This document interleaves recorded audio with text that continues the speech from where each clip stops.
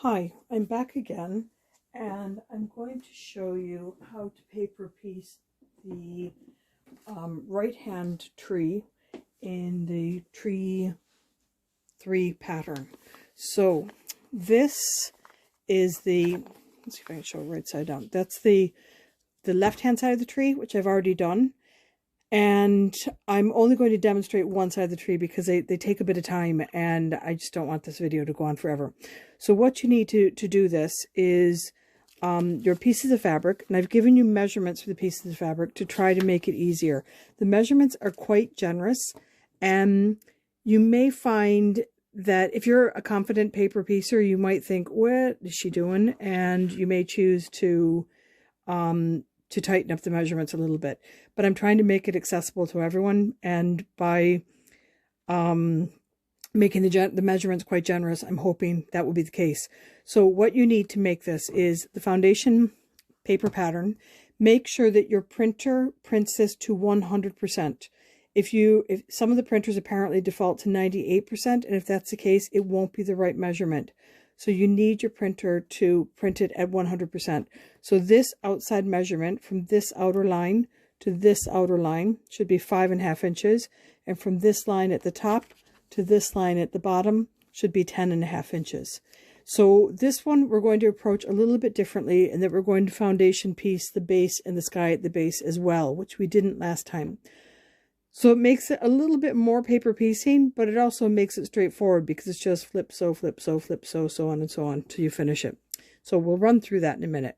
So you need the foundation paper, you need all your pieces, and I've cut mine and laid them in order. So this is 1, 2, 3, 4, etc.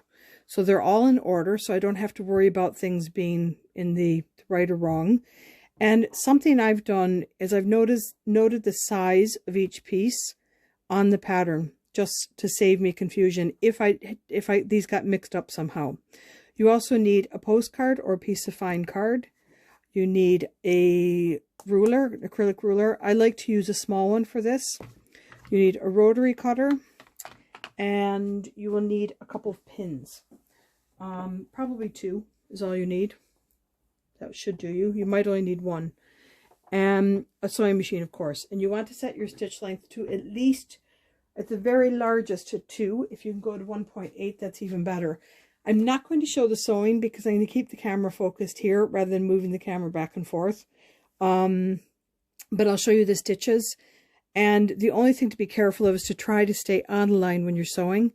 And actually, I'm going to take that back. I will show 1 or 2 stitches just to show you how to stop and start, because with some of these you don't necessarily want to run over the stitching or over the seam line like you do in normal piecing. So I will show a little bit of sewing, but I'm not going to show all of the sewing. I tried to press these. I obviously missed a little bit because there's a bit of a crease here, but I'm not going to worry too much about that. So to start with, line up your first piece. I think this one I didn't actually measure it. I cut it.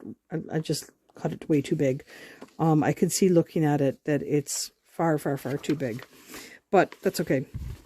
So you can, if you hold this up to light, you can kind of guide, bring it down so you have at least 1/4 of an inch here and at least 1/4 of an inch there. So you probably can't see that through the camera, but I can see just a shadow, and there's more than enough space there. And I'm going to turn this over and try to keep that in the same position. And then this piece, which is so this one is number 1. Number 2 is the first seam I'm going to sew. It's 2 3/4 by 3 1/4. So the first measurement is the height and the second measurement is the width. So this is a little bit wider this way. So I'm going to line that up there, and I'm going to put a pin in towards the center because I don't want to put a pin in near the edge where I'll be stitching. And then I turn this over. My apologies, I lined up. No, I didn't. This is correct. So that I'm going to sew this seam between 1 and 2.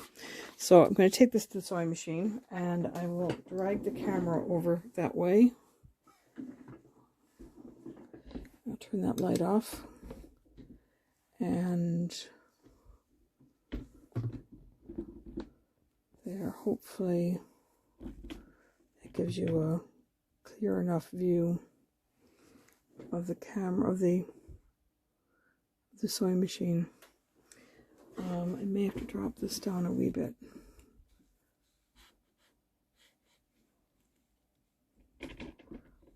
My apologies. There, that's better. So you can actually see where the needle is in the sewing machine right here. So what you're going to do is sew this seam from this point here down to this point, or vice versa. It doesn't actually matter. And in fact, it will be easier for me to sew in the other direction. No, take that back. I'll go in this direction. So I'm going to line this up, and I don't want to start sewing up here and go down, because that's actually going to get in the way up here when I go to sew on this piece. So what I'm going to do is I'm going to go just a stitch or two in front of this line. So I'm actually starting about here, a stitch or two in front. And yep, and I'm going to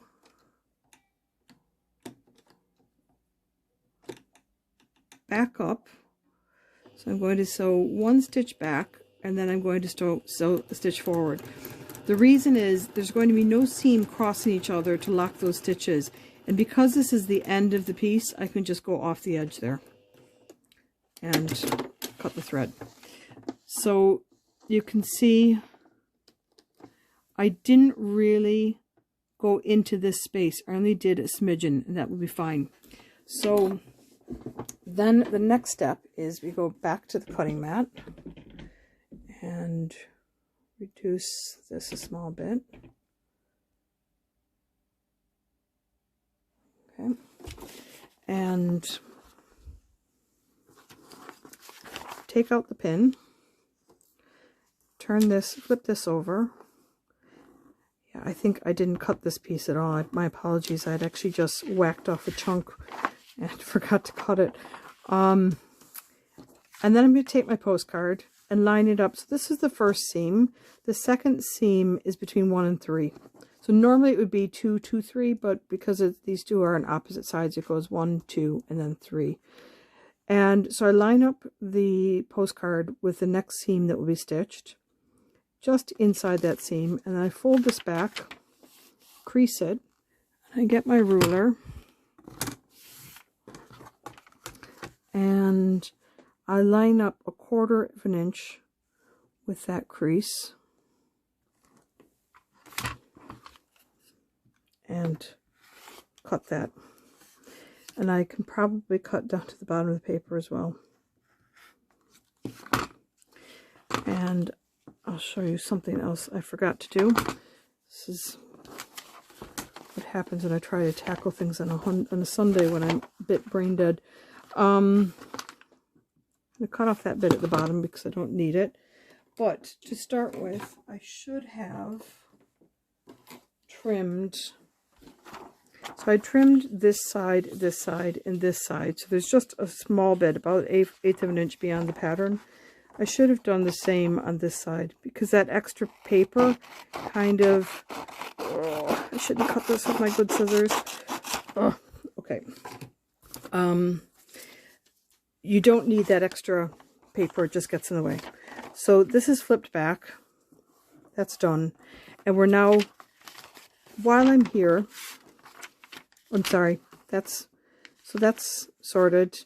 That seam allowance is a little bit big, but that's okay.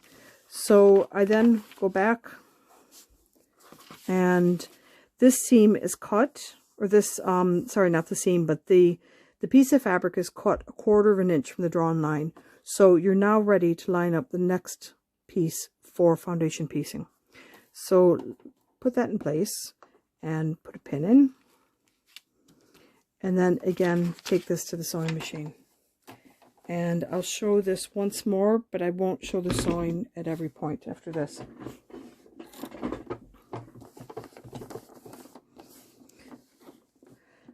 So again, I'm going to start about 1/8 of an inch. It's only a stitch or two in from the edge, or from below the tree. So I do one back stitch and then I go forward. So I've created a locked stitch, hopefully. And then I'll cut this. So I'll turn this over. Yes, that was very clever of me. Really easy to do that. In fact, it seems to be something I do regularly. So I'll just take those stitches out.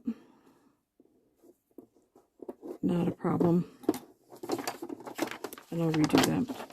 And this time I'll check and make sure I have the corner cut. And it is. So I'll go back again, about a stitch below, or a stitch in front, go back one stitch and then forward, and I won't go down the full length because it's already been stitched. And I'll cut off these threads as I'm here.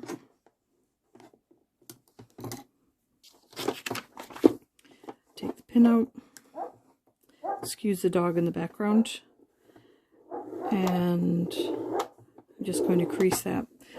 So because I like to keep things tidy if possible, just going to point out this first seam that we did. I could have, and I'm going to do it now, fold the paper back behind that seam and trim that to 1/4 of an inch. So I'm going to do that now just to tidy it up. Okay. So now we have both of these stitched on, the seams are tidy, and we go to the next section. So the next section is going to be, so we have 1's done, 2, 3, so 4 will be the next piece. So take the postcard, line it up with just underneath that sewn line, fold back,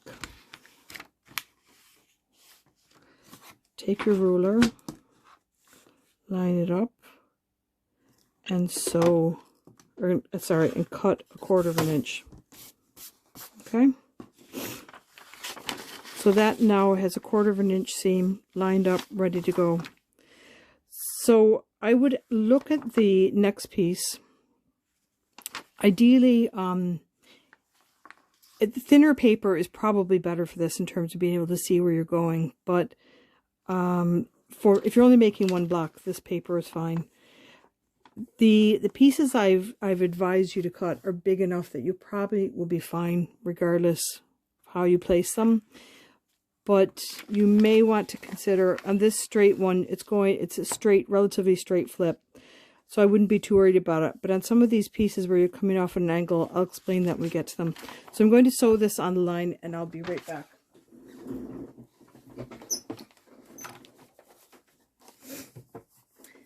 Because this doesn't,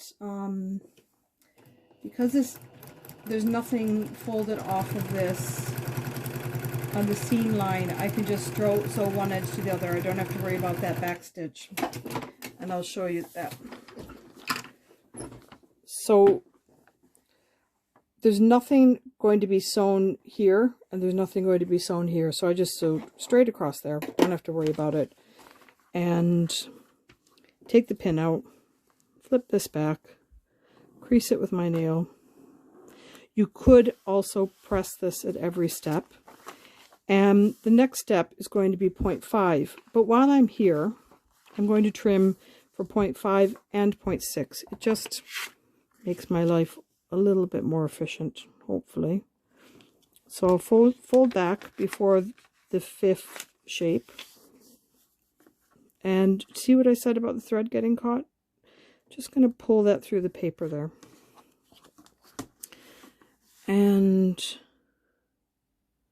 line this up and trim it to 1/4 of an inch.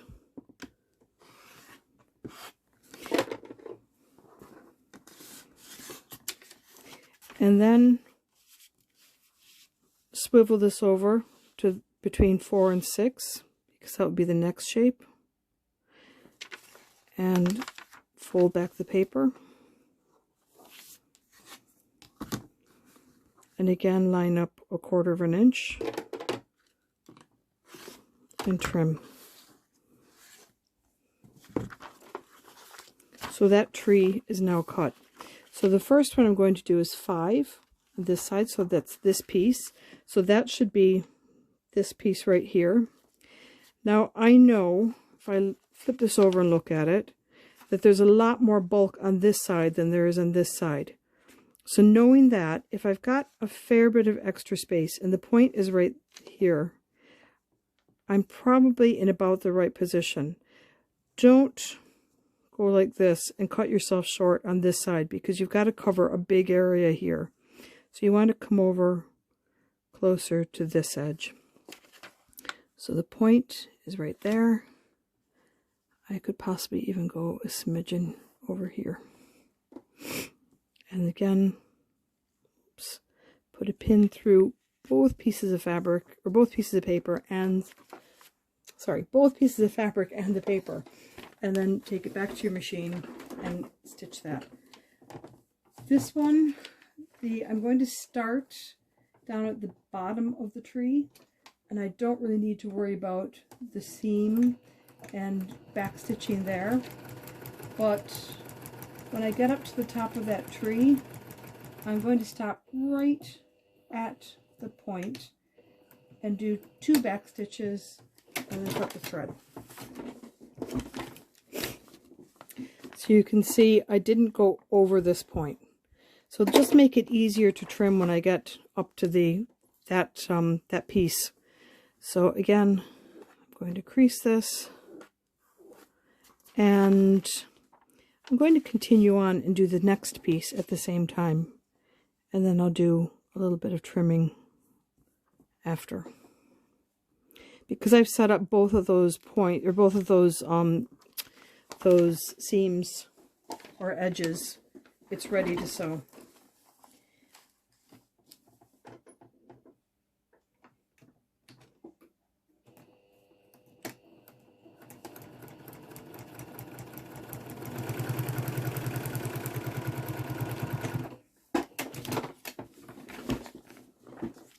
So that one is done. And again, I tried not to go over this, or to go over it as little as possible. So that is now on. So hopefully I covered everything that needed to be covered with those pieces. I should have. And I'm going to take my postcard and fold the paper back and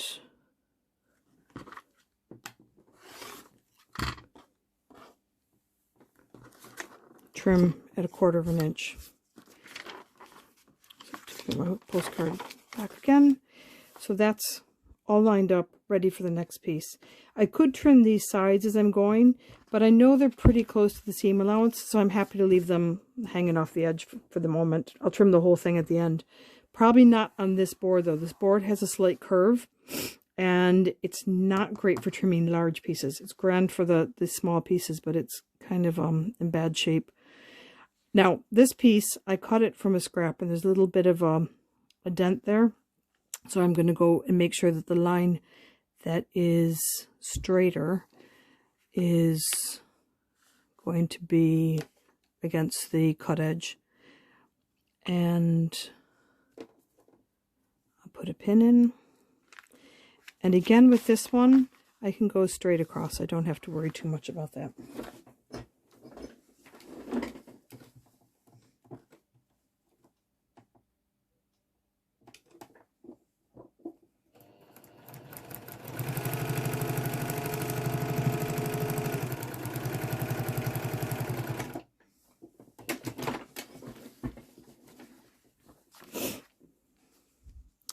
So that is sewn. And again, I didn't worry too much about going off the edges there. It's really where it's coming to a point that I'd be concerned.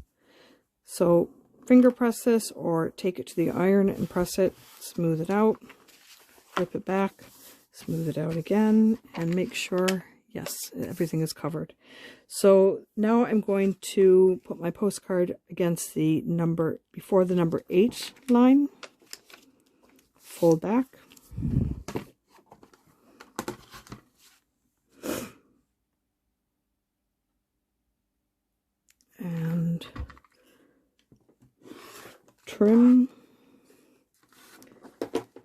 And the postcard then goes in front of the number 9 line. As you can see, I'm trimming back some fairly chunky pieces of fabric, but by cutting them to this size, I was pretty well guaranteed that the pieces would be big enough. The problem is that with these irregular triangles, if you cut them very tight, you may find, as I said, when you flip that over, it may not reach this corner.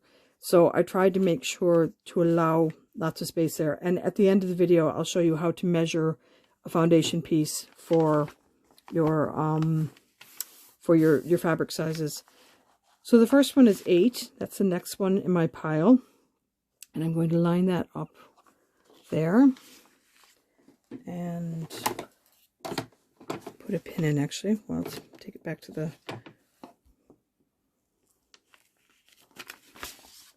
If you wanted to be sure that a piece is going to fit, what you could do is put a pin in at about the 1/4 inch. Whoops. Just to show you this.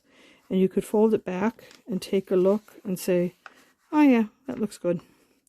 So if you had doubts or you were concerned, that is one way to check.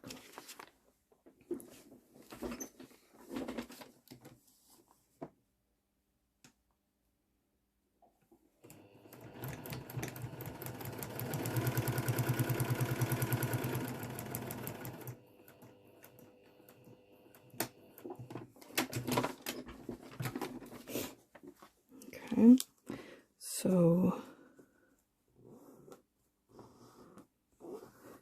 that's number 8, and here's number 9.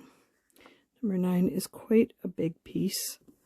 I want to see where that point is. It's here, so I should have enough. I want to make sure I'm 1/4 inch past this point, which I think I am.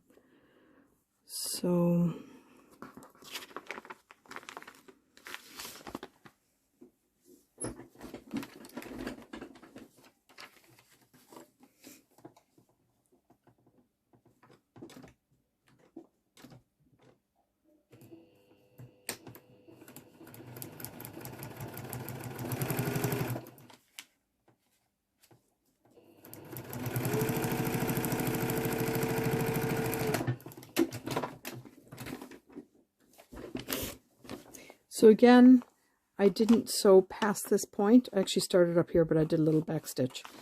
And take the pin out and fold this back, finger press it, or iron it, whichever is most accessible for you. Flip this back over, smooth everything out. And the reason for smoothing this out is you might have something folded under like I did when I started sewing the first one. And if you don't smooth it out, you may not find it, or you may not notice it. Whereas if you smooth it out, hopefully you'll spot it. And 1/4 inch again. Trim that line.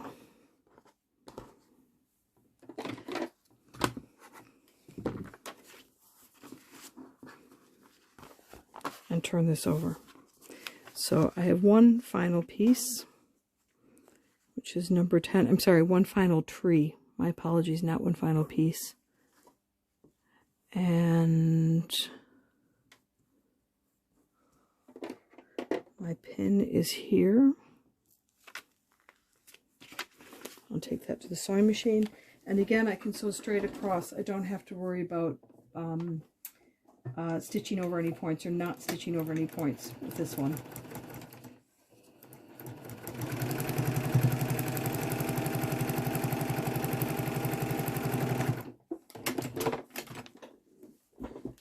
So that is, so you can see I sewed over the edge. I wasn't too fussed about that. And take the pin out, flip it back, and finger press, finger press. As I said before, if you have an iron handy, you could take it to the iron. And now we're on the last cut for the foundation piecing. So line up this one. Fold back. This is, I'm just before the number 11 shape.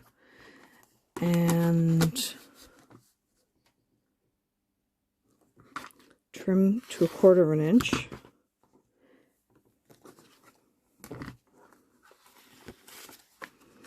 and then put this just before the number 12 space or 12 line, and again fold the paper back and trim to 1/4 inch.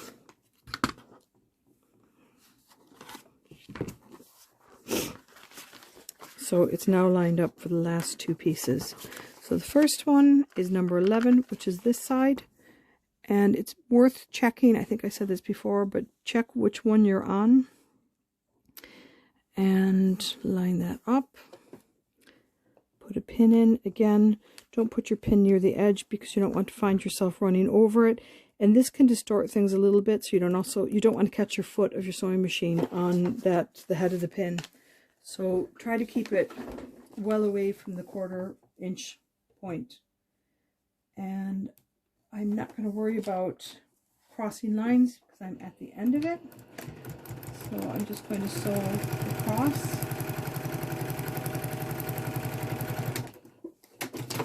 And so again, I didn't worry about these edges. The ones I'd be most concerned are these. Take the pin out. Fold the fabric back, and then place the final one. Something to be aware of is all of these lines are on the bias, or all these edges are on the bias. You can work out how to cut your shapes so they're on grain, but I think it's up there with just far too fiddly for my taste. Just be careful when you're handling it, when you take the papers out, because your edges may be on the bias and may be prone to stretching. So be gentle with it, that's all. And it should be fine. So then fold this back, and I'm very tight on that corner right there. So I may make an adjustment on the pattern, which hasn't gone out to you yet, but I'm going to make an adjustment so that's not quite so tight, I think. I don't want anyone to be short. It's not short, it just makes it, but I'll add 1/4 inch all the same.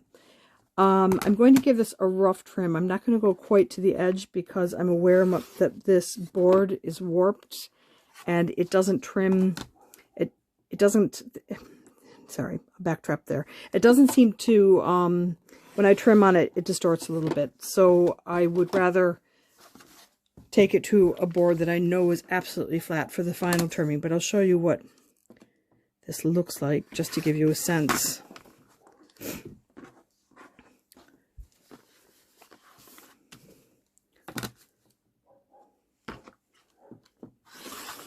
So you can see there's still a line here. That's the line I'm going to trim to, and that line, and this line on the top, and this line on the bottom. So I haven't quite trimmed it all the way, but this will give us an idea of what the block looks like. So there's lovely sharp points here, there's plenty of fabric on the edge there, and it all works wonderfully. So if you wanted to work out what size pieces you need to cut if you're foundation piecing, I'm going to give you a quick explanation of how to do it. So I'll zoom in on the first tree, and what I would do is, you know that this is the line you're going to stitch, so I would put my ruler 1/4 inch from the bottom, or from the seam line. So I place my ruler so the first 1/4 inch is on the seam line, because that line should be trimmed, so I should be able to have a pretty accurate 1/4 inch there. Then my next step is to count. Or I'm going to go up to the top to this point, and I'm going to move it down a little bit so you can see that without the ruler being in the way. And so you can see the point is right here. So that's 2 inches, but you have to add your seam allowance, which is 2 inches. I'd add at least another 1/4 inch just to be sure. So I'd go 2.5 to 2 3/4 inches high on that piece, and I had 2.5 inches. And then to measure the width, what I usually do is I'd go to the outer point here, and I'd start 3/8 of an inch in. So I'd go out here. So this is 1, 2, 3/8 from the point. And then I'd go to the other edge where I can't see the lines, so I'm going to move down an inch. So I'd go to the other edge, and it finishes here, because that's the 1/4 inch seam allowance, and I go another 1/8 of an inch beyond that, and I'd probably add another 1/4 to 1/2 an inch. So that gives me 1, 2, 3, 4, 5 and 3/4. I'd take it to at least 6 to be sure, and I had said 2.5 by 6. So that's generally a good, adding a 1/4 to 1/2 an inch over what you need is generally a good guide. Now on this one that I fear was very, very close, I'm just going to measure that. So I had said 2.5 by 5. If I line this up and I go up to the edge, I have 2.25, and I'd said 2.5. That should have been enough, but it was a little bit tight, so I think I'd go up to 2 3/4 just to be sure. And the width was fine. It made this gap without any problem. It was the height that was the problem.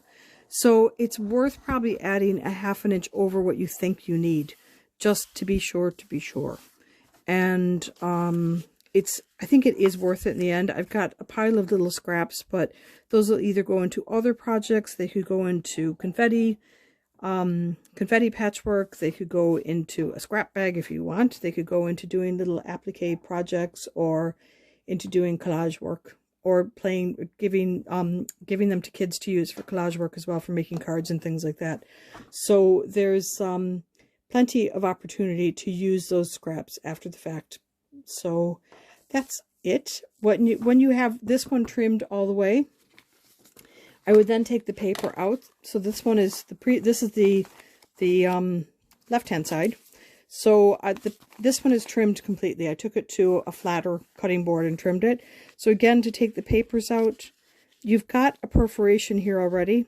Very gently put your finger adjacent to the seam, so you're not putting too much strain on the seam, and then just pull, or gently pull it along, I should say.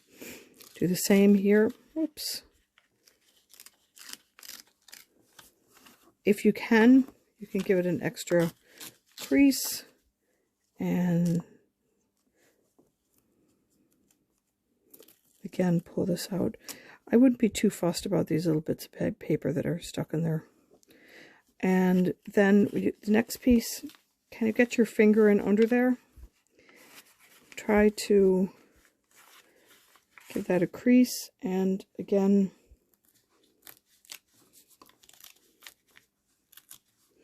I put my fingernail, or the finger of one hand, adjacent to the seam, and the other one I use to pull the paper.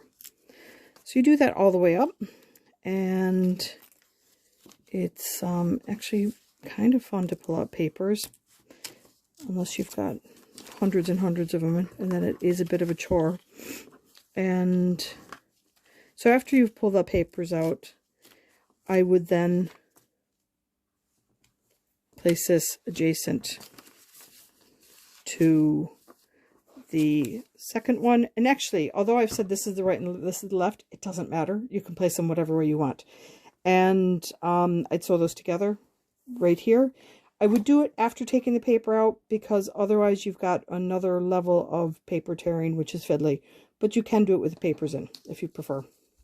And that's the block. It should measure 10.5 inches, so that when it's sewn to another block, it would be 10 inches. And have fun with it. I hope this inspires some of you to give paper piecing a try.